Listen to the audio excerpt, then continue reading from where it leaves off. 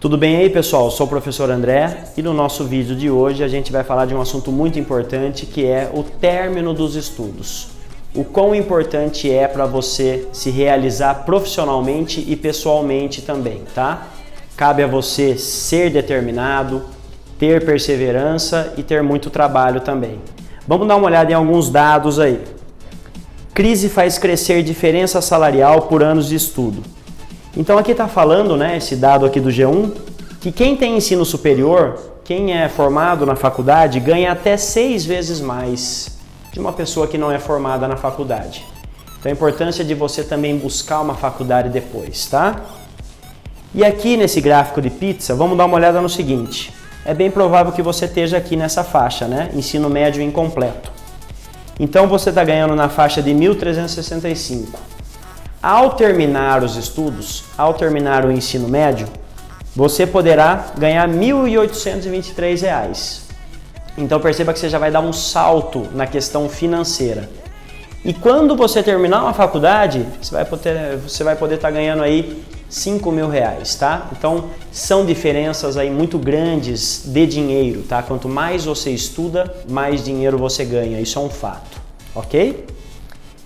Na próxima notícia também do G1, mais da metade dos brasileiros de 25 anos ou mais ainda não concluiu a educação básica, aponta IBGE, Instituto Brasileiro de Geografia e Estatística.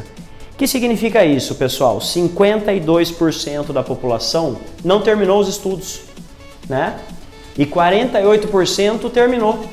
Então é hora de você sair desses 52% e ir para o 48%, tá? Para ter melhores condições. Os 48% estão ganhando mais dinheiro, estão tendo melhores oportunidades de trabalho, estão se realizando mais, enquanto que os 52% não vivem o que os 48% estão vivendo, tá? E aqui um outro gráfico mostrando, né, fundamental incompleto e o médio incompleto, a porcentagem de pessoas, a quantidade de pessoas. E depois o médio completo e o superior completo. Tá, então é mais gente que não se formou, tá, do que gente que se formou, ok? Já aqui os desempregados. Em janeiro de 2020, a gente tinha aí 12 milhões de desempregados.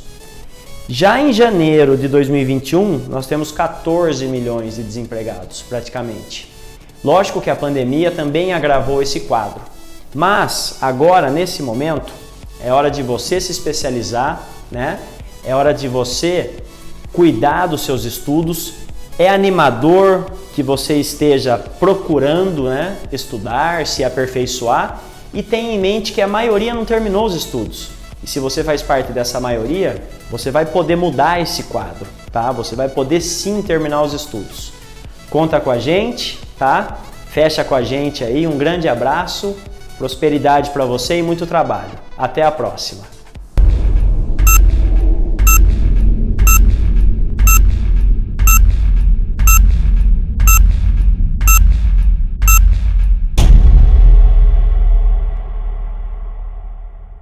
Tudo bem aí, pessoal? Sou o professor André, a maioria aí já me conhece.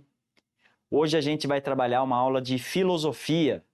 Peço a você que coloque o seu joinha, se inscreva no canal, compartilhe esse vídeo, faz com que a galera assista essa aula aí e acumule mais bagagem, beleza?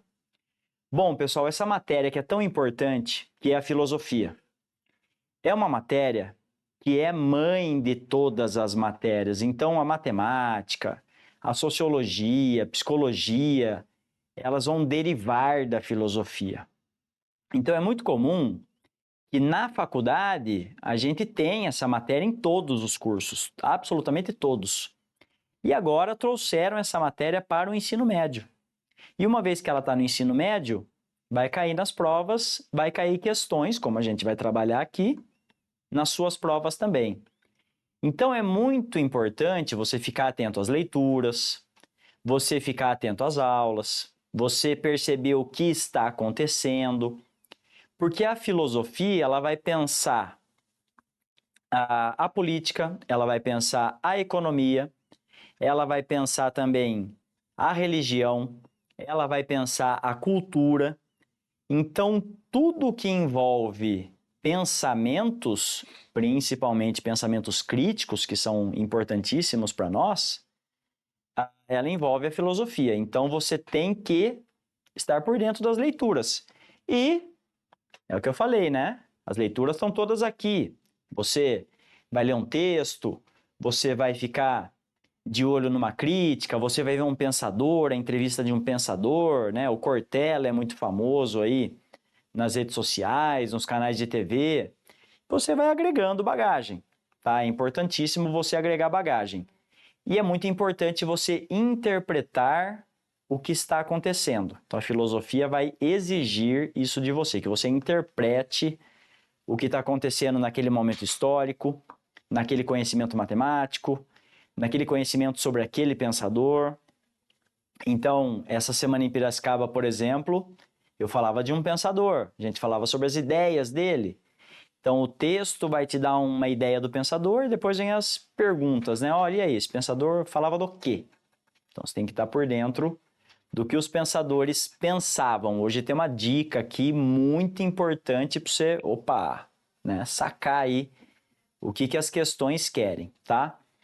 Bom, já de cara na nossa tela, pessoal, o que eu coloquei? Uma bandeirinha da Grécia, pois a filosofia surge na Grécia Antiga antes de Cristo, ok?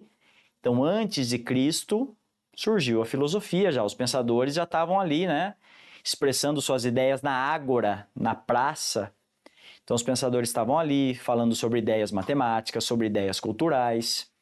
Então, antes de Cristo, nós já vamos ter uma porrada aí de pensadores. Os pensadores pré-socráticos e depois vai vir Sócrates, Platão e Aristóteles. Então, esse trio aí também é muito importante para a gente desenvolver pensamentos e esses caras caem direto nas provas, tá bom? E lá embaixo, um quadro do Renascimento Cultural do Rafael, né? Não da Tartaruga Ninja Rafael, mas do artista Rafael, e ele pintou a Escola de Atenas.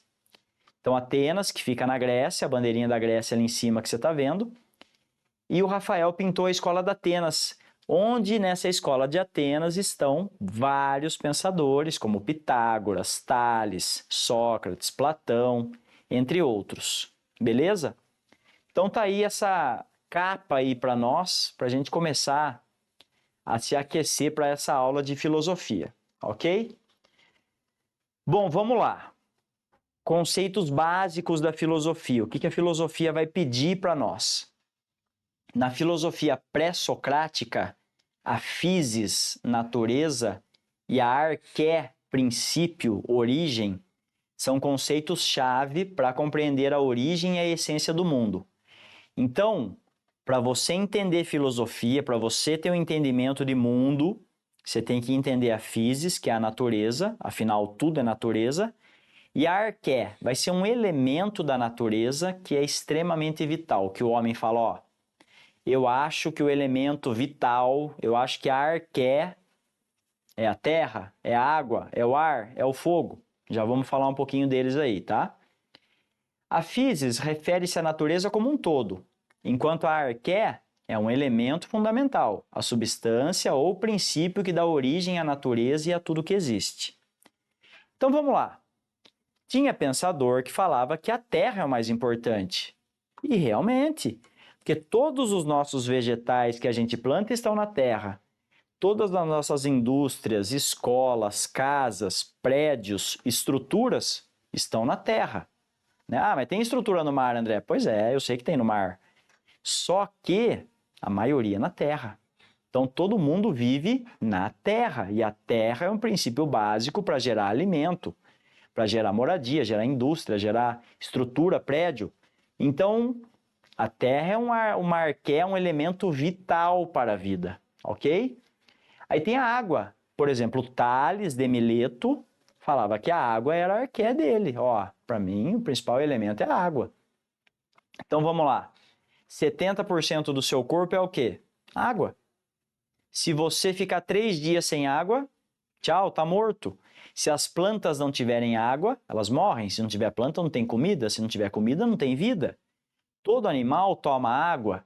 Se não tiver água na construção, nas estruturas, nos rios, o sistema, o ecossistema também não sobrevive. Então, o Tales acertou quando ele falou da água. Toda a vida, todo princípio de vida começa na água, e inclusive a gente. Quem lembra lá das aulas de história? Então, todo princípio de vida começa na água. O ar. Tinha pensador que falava que o ar é o mais importante, e com certeza. O oxigênio que você respira, se você ficar 3 minutos sem ar, tchau. Você está morto também. Então, o ar é um princípio, é uma arqué elementar, vital para a vida também. Então, o ar é muito importante. Não só para nós, mas como para todos os seres. Todos os seres respiram. As plantas respiram, os seres vivos, os animais, a gente, né, que somos animais também, todos respiramos. Então, o ar é extremamente importante. O fogo, né? O que seria da sua vida sem o fogo? O que seria do nosso arroz, feijão, batata e carne sem o fogo? Então, o fogo também é um elemento primordial para a gente fazer comida, amolecer o alimento, fazer peças, fazer produtos, né, esquentar caldeiras, porque tudo gira em torno do fogo. Então, os pensadores lá, ou o pensador que falou que o fogo era importante, também estava certo. Pensadores aí como Anaximandro, Anaxímenes, também estão ligados aí falando que, né, olha, a minha arqué é o ar, é o fogo, é a terra. Beleza? Então, o Tales falava que era água. O Tales é muito importante, é considerado o pai da filosofia, tá? Então, o Tales falando aí que era água, beleza? Vamos lá, pessoal? Vamos continuar? Bom, por que surgiu a filosofia? O que estava acontecendo? Aquela Grécia antiga, né? Filosofia, filo é amor, amizade, sofia é sabedoria. Amor à sabedoria, amor ao conhecimento. Aquela Grécia antiga, ela estava tomada pelo mito. O que é mito? Mito é uma coisa que não existe. Então, tudo que se ia fazer naquela Grécia antiga, o pessoal falava do mito. Olha, tal coisa é o mito, o tal monstro vai te pegar, tal ser vai te pegar, a Medusa, a Hidra, né, o Minotauro, né, Zeus, Atena e por aí vai. E essa mitologia estava atrapalhando o andamento da Grécia. A mitologia é legal, né? Você estuda, você vê filmes e tal. Só que conhecimentos críticos, pensamentos racionais não podem ter mitologia. Tem que ser racional. O que é uma coisa racional?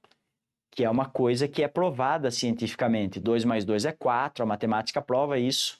Se você misturar tal produto com tal produto, a química prova que acontece isso. Então, na história aconteceu isso, isso, isso. Na geografia aconteceu isso, isso, isso. Acentua-se essa palavra porque a regra gramatical tal. Tudo isso é razão, pessoal. Não tem nada mitológico aí no meio. Então, a filosofia, ela surge com esse propósito de falar, olha, a gente precisa sair do mítico e ir para o racional. Nós não podemos ficar na mitologia, não podemos ficar no imaginário. Temos que partir para as coisas reais, para as coisas que se provam, para os elementos reais da vida, como a gente falou no slide passado. Então vamos ver essa charge aí. A Grécia Antiga foi o berço do pensamento científico ocidental. Então, quando falamos em Grécia, pessoal, berço da civilização ocidental, ok? Grécia e Roma. Eles estão ligados ao Ocidente, à Europa, e a Europa depois vai colonizar o mundo todo. Então, todo mundo tem um pouquinho de grego. No nosso português tem um monte de palavra que veio do grego, veio do latim e veio do grego também. Então, a Grécia é o berço do pensamento científico ocidental. Não bastava mais a chuva ser um Deus chorando. Começamos a querer compreender os fenômenos através da razão e da observação. O que significa isso? Que antes, tá chovendo. É porque algum mito, algum deus, algum ser superior está lavando o céu, está chorando. Então essa é a explicação mitológica, ok? Aquele homem da Grécia Antiga, ele começa a observar e ele fala, peraí, não é Deus chorando, não é algum santo lavando o céu. Está chovendo por conta de algum fenômeno astronômico, geográfico, onde a água evapora e aí chove. Então percebemos que no calor tem mais calor, evapora mais água, chove mais. Isso é visto através da observação. Então o homem observa, observa, observa até que ele aprende aquilo. Igual a gente, pessoal. Falei, como é que você aprendeu a fazer isso, né? Estava observando, de repente comecei a fazer, praticar, aprendi. Então, através da observação, você cria ciência. Você cria uma coisa mais crítica, mais correta, mais científica, mais racional. Com o tempo, a religião parou de ter um papel na explicação do natural, migrando para o espiritual. Aí ele está falando o quê? Que a religião é algo espiritual e que a ciência é algo racional. Por isso que eu vou explodir essa sua careca, né? Não a minha, né? A da charge aqui. E aí o pessoal segurando, calma, Zeus. E aí o próprio Deus também segurando, calma, calma. E Zeus falando, me larga, né? Por que que o Zeus está bravo? Porque o pensador, e esse pensador supostamente é o Sócrates, ele está falando algumas verdades que não condizem com a religião. Não condizem com a espiritualidade, condizem com a ciência.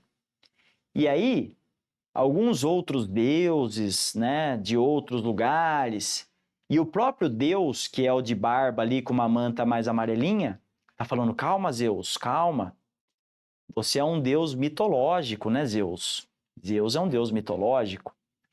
Então, a briga entre religião e ciência. André, qual está certo? Eu não tenho essa resposta. Você vai acreditar no que você acha que é correto entre religião e ciência. Essa resposta eu não posso dar para você, você acredita no que você quiser. Então, religião é uma coisa, ciência é outra. As duas têm uma visão diferenciada do mundo, da origem do mundo, dos elementos e das coisas que acontecem. Tá? É isso que essa charge está querendo nos mostrar. Beleza? Bom, participa aí comigo, fala se você acha que a religião, ou a ciência, ou as duas devem caminhar juntas, né? Não sei qual a sua opinião aí. Você deve ter uma opinião já formada. Beleza? Vamos continuar aqui, pessoal. Bom, temos um exercício. Quero dizer que eu estava no Enem nesse dia e acertei esse exercício. E se eu acertei, você também vai acertar. Vamos lá. Adão, o primeiro homem criado por Deus. Estamos diante de uma visão religiosa. Adão, ainda que supuséssemos que as suas faculdades racionais fossem inteiramente perfeitas desde o início, não poderia ter inferido da fluidez e transparência da água que ela o sufocaria, nem da luminosidade e o calor do fogo que este poderia consumi-lo. Nenhum objeto jamais revela pelas qualidades que aparecem aos sentidos, nem as causas que o produziram, nem os efeitos que dele provirão. E tampouco nossa razão é capaz de extrair, sem auxílio da experiência, qualquer conclusão referente à existência efetiva de coisas ou questões de fato. O que o texto está dizendo para nós, pessoal? Que o Adão, embora fosse um homem criado por Deus, com barro, né? Ele sabia que se ele ficasse muito tempo embaixo d'água, ele sufocaria, ele afogaria. Ele sabia que se ele ficasse muito tempo no sol, ele queimaria, muito perto do fogo, ele queimaria. Então, a gente sabe disso também. Por mais que a gente acredite nas nossas crenças, o que a gente fala? Ó, não vou ficar muito no sol, porque senão eu vou torrar. Não vou ficar muito na água, porque senão eu vou ficar ruim. Não vou ficar muito naquele lugar que está poluído, senão posso sufocar, posso pegar uma tosse. Não vou ficar muito naquele lugar contaminado, posso pegar uma doença. Então a gente sabe disso, embora a gente tenha uma visão religiosa também das coisas, a gente sabe disso aí, que se você ficar muito tempo exposto ou fazer alguma coisa, pode gerar uma consequência. É isso que o texto está dizendo. Segundo o autor, segundo o texto, Qual é a origem do conhecimento humano? A potência inata da mente? É daí que vem o conhecimento humano? Tudo vem da nossa mente? Muita coisa vem da mente, né, André? Pois é. A revelação da inspiração divina, o conhecimento humano vem de Deus. Deus fala, olha, eu vou te dar conhecimento, homem. O estudo das tradições filosóficas. Vou estudar aqui filosofia um pouquinho, para saber das coisas, das tradições. A vivência dos fenômenos do mundo. Deixa eu vivenciar isso aqui para aprender. Aí eu vou conhecer. Ou o desenvolvimento do raciocínio abstrato. Abstrato é uma coisa que não tem muita forma, né, pessoal? Bom, o Enem é uma coisa louca, né? Parece que todas são certas. Ele vai complicar sua vida. Ele não vai te dar mole. Veja aí qual você vai assinalar e participe comigo, tá? Não sei qual resposta você vai pôr. Bom, para nós, pessoal, a resposta correta vai ser que para você aprender alguma coisa, você precisa vivenciar aquilo. Então, a vivência dos fenômenos do mundo, alternativa ID, tá? É a quarta alternativa. Quando você vivencia um fenômeno do mundo, chuva, calor, comida, bebida, dormir, passar alguma correria, passar algum nervoso, passar um momento de paz, você vivenciou esse momento, você aprendeu alguma coisa. Então, a vivência dos fenômenos do mundo é ela que causa o que na gente? A sabedoria. Beleza? Então, a correta aí é a D. Espero que você tenha acertado aí nas suas conversas, nas suas leituras e nas suas anotações aí também. Beleza? Bom, vamos lá, continuando. Temos agora mais um exercício do Enem. Vamos ver o que o exercício fala para nós. Sentimos que toda a satisfação de nossos desejos advinda do mundo assemelha-se à esmola que mantém hoje o mendigo vivo, porém prolonga amanhã a sua fome.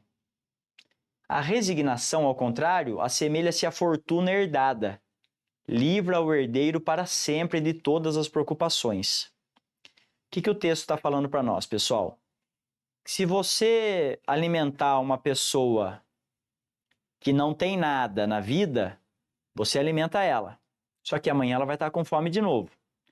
Já o herdeiro, herdei aqui uma grana, um dinheiro, eu não preciso me preocupar com nada, porque eu tenho dinheiro pro resto da vida. É isso que o texto está falando. Vamos ver a pergunta.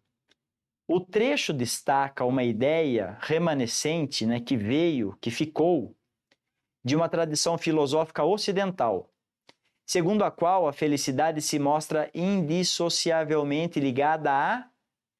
Então, a felicidade está ligada ao quê? É isso que o texto está falando para nós. Essa questão do Enem quer saber. A consagração de relacionamentos afetivos. Então, quando você tem um relacionamento afetivo, você se consagra, você tem felicidade? Pode ser, de repente. B. Administração da independência interior. Vou administrar aqui a minha harmonia, o meu ego, os meus gastos, o meu cansaço, a minha luta. Se eu administrar aqui, eu ficarei feliz. Então, tudo cabe você administrar o coração e o cérebro. Letra C. Fugacidade do conhecimento empírico. Precisamos tratar do conhecimento empírico. Letra D. Liberdade de expressão religiosa. Quando eu estou liberto da minha expressão religiosa, né? Eu posso falar o que eu quero religiosamente falando aí. Eu sou feliz. Ou letra E, busca de prazeres efêmeros. Bom, pessoal, é o seguinte, se você mantém a sua paz interior e você consegue trabalhar, você consegue se relacionar com as pessoas, você consegue ter as coisas, você não prospera? Você não fica bem? Então, provavelmente, participe aí comigo, né? Não sei que resposta que você vai pôr. Provavelmente você tenha pensado aí na B, tá? Então, a administração da independência interior, você tem que administrar o seu eu interior para ser feliz, ok? Então, a correta é a B, beleza? O relacionamento afetivo, a religião, tal, vão trazer também alguma felicidade. Mas você precisa primeiro estar firme e forte com você. Beleza? Tudo bem? Continuamos. Mais uma. Tinha um pensador lá na Grécia Antiga que chamava Heráclito de Éfeso. Vamos ver o que ele falou. Ninguém se banha 2 vezes no mesmo rio. Para os que entram nos mesmos rios, correm outras e novas águas. Então, Heráclito de Éfeso falou isso.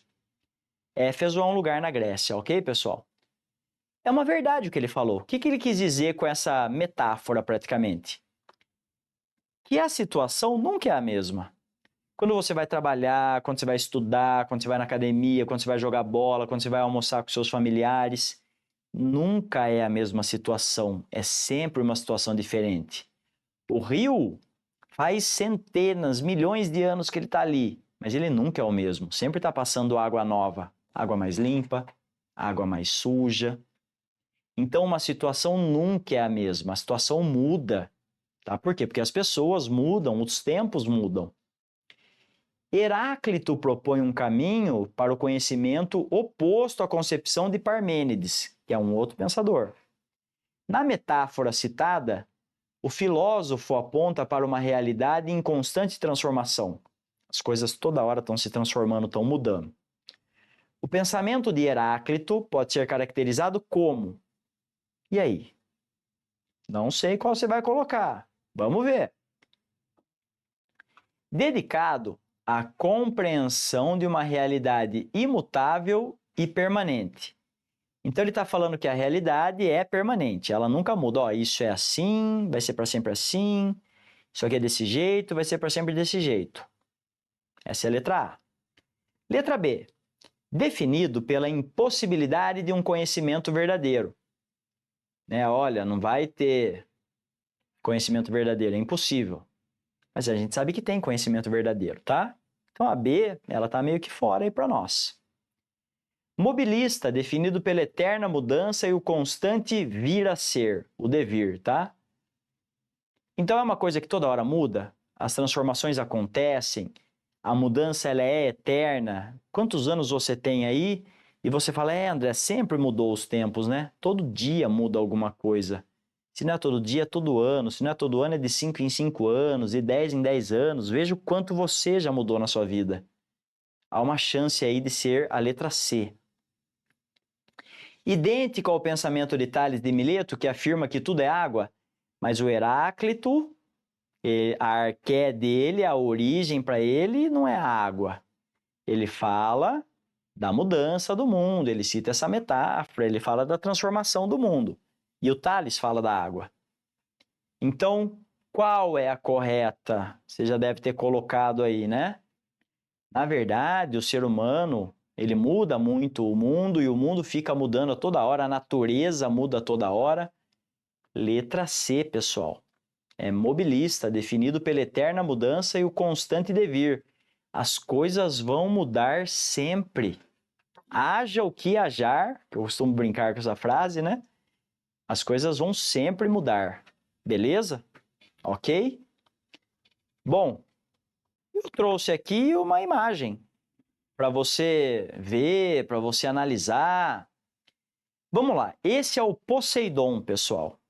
Poseidon era um deus mitológico, um ser mitológico ligado à água. Então, Poseidon domina as águas. Rio, mar, né, oceano. Poseidon, então, é um deus ligado à água. Pegaram o Poseidon e fizeram um super-herói que você conhece chamado Aquaman. O Aquaman é um super-herói da água, fala com peixes e tal, tá na Liga da Justiça, é amigo do Super-Homem, é amigo lá também, né, da Mulher Maravilha, do Batman e tudo mais. E o Aquaman usa essa roupa laranja e verde. Só que daí puseram na carinha do Aquaman a carinha de quem? Do Tales. Porque qual filósofo falava da água? Era o Thales. Então puseram a carinha do Thales em cima do corpo do Aquaman, e o Aquaman foi inspirado no ser mitológico aí Poseidon. Então aqui nós temos 3 figuras. Temos o Poseidon, temos o Aquaman e temos o Thales. E qual é a palavra-chave dos 3? Os 3 estão ligados com o quê? Com a água. Então por isso fica aí a imagem, a charge, o meme, para você refletir. Beleza? Vamos lá. Pessoal, muito interessante essa questão aqui. Fique ligado no seguinte. Se você assistiu às aulas minhas lá no portal, você vai, sacar rapidinho essa daqui. É uma questão de universidade também. O período pré-socrático é o ponto inicial das reflexões filosóficas. Suas discussões se prendem à cosmologia, sendo a determinação da physis, princípio eterno e imutável que se encontra na origem da natureza e de suas transformações, lembra da physis? Acabamos de falar na aula. Ponto crucial de toda a formulação filosófica. Em tal contexto, Demócrito, que é um pensador também lá da Grécia Antiga, afirma ser a realidade percebida pelos sentidos ilusória. Ele defende que os sentidos apenas capturam uma realidade superficial, mutável e transitória que acreditamos ser verdadeira. Mesmo que os sentidos apreendam as mutações das coisas, no fundo, os elementos primordiais que constituem essa realidade jamais se alteram. Assim, a realidade é uma coisa e o real é outra. Para Demócrito, a physis, a natureza é composta, a arqué do Demócrito, qual que é? Então, o que o Demócrito acha que é um elemento vital para a vida, que dá origem à vida? Pelas 4 raízes, úmido, seco, quente e frio? Pela água, mas a água é do Thales. Então, não é a B, tá, pessoal? Pelo fogo, pelo ilimitado ou pelos átomos? Então, participa aí comigo. Não sei qual você vai pôr que é correta. Bom, o Demócrito, pessoal, ele é um pensador e ele fala o seguinte, olha, o Thales fala que é a água, né? Mas para formar a água, precisamos de 2 átomos de hidrogênio e 1 átomo de oxigênio, H2O. 2 átomos de hidrogênio e 1 átomo de oxigênio.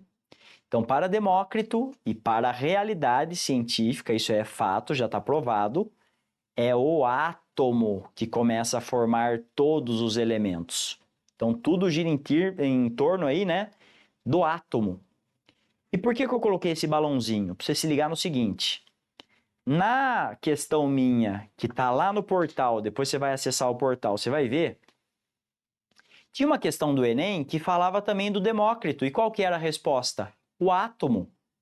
E essa questão já caiu muito na sua prova. Demócrito está ligado ao átomo, à atomística. Então, o que acontece quando falamos em Demócrito? Rapidamente você vai ligar no átomo. Mas, André, então já caiu na nossa prova, já caiu no Enem e caiu nesse vestibular? Caiu, nos 3. E a resposta era a mesma.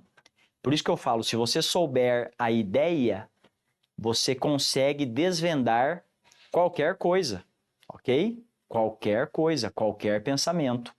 Então, você tem que saber da ideia. Você tem que saber do Thales, do Demócrito. Se você souber, a ideia, você consegue realizar qualquer questão. Tudo bem? Vamos lá, vamos seguir. Dessa vez nós vamos falar do Pitágoras, né? Ou o deus da matemática, como eu costumo chamá-lo. Veja só, o Pitágoras, pessoal, ele é um cara ligado à matemática. Ele vai dar um rolê no Egito e ele vai ver as pirâmides. Ele vai falar, essas pirâmides aí, como é que elas ficam de pé, hein? Eu acho que tem alguma sustentação, tem algum cálculo, tem alguma coisa que deixa as pirâmides de pé. E ele começou a desenvolver alguns estudos matemáticos e ele vai desenvolver um teorema de Pitágoras. O que é o teorema de Pitágoras?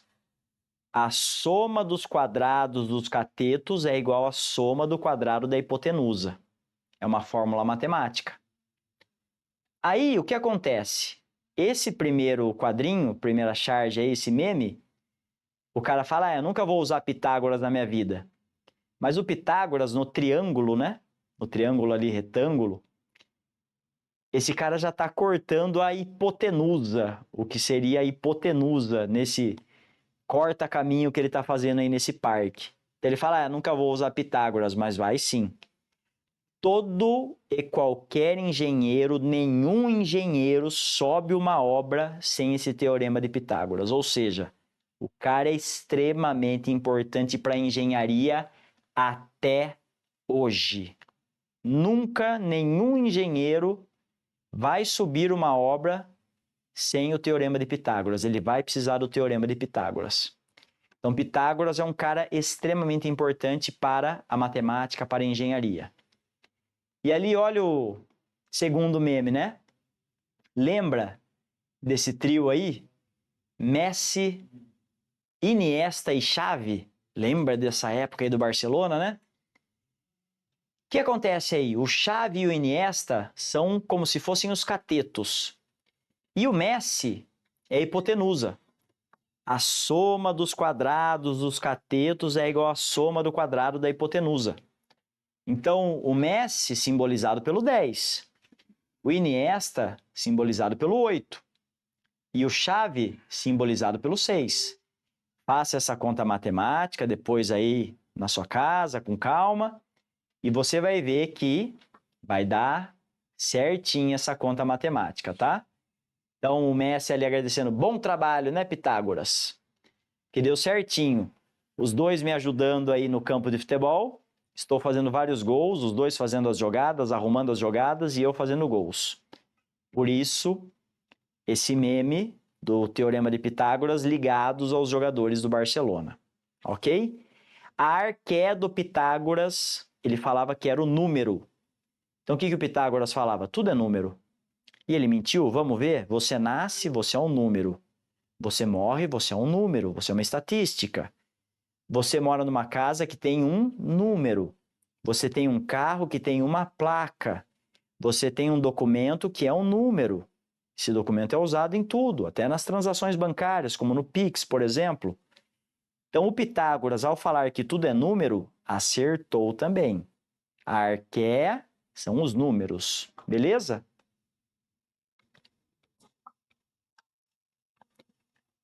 E aqui o Sócrates, né? Mais um meme. Sócrates falando o seguinte, bagulho é treinar e estudar. Na gíria, né?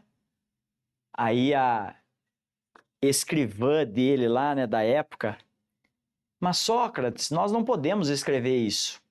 Então escreva assim, nenhum cidadão tem o direito de ser um amador em matéria de treinamento físico. Que desgraça é para o homem envelhecer sem nunca ver a beleza e a força do que o seu corpo é capaz. Então, o Sócrates fala uma frase que é o seguinte, você tem muita capacidade mental e física de praticar exercícios, de ter uma vida mais saudável, de estudar mais, de pegar mais conhecimento, de aspirar melhores cargos na empresa, na loja, no mercado de trabalho. Só que você precisa treinar e estudar para alcançar, para aspirar cargos melhores, oportunidades melhores, profissionais, pessoais e amorosas. Então o Sócrates, nesse meme, está falando o seguinte, né?